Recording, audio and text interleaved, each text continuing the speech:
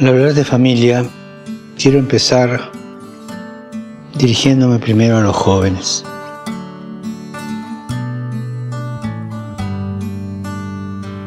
Cuando pienso en un modelo en el que ustedes, los jóvenes, se puedan sentir identificados, siempre me viene a la cabeza nuestra madre, María.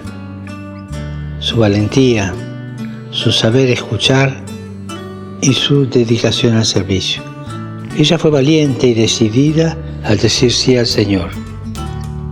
Ustedes, los jóvenes que quieren construir algo nuevo, un mundo mejor, sigan su ejemplo, arriésguense.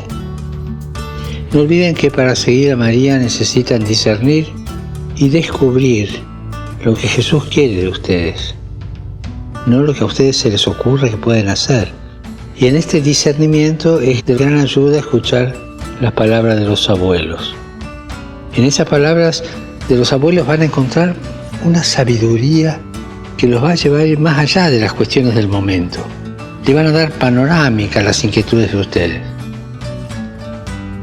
Recemos, hermanas y hermanos, para que los jóvenes llamados a una vida plena descubran en María el estilo de la escucha, la profundidad del discernimiento, la valentía de la fe y la dedicación al servicio.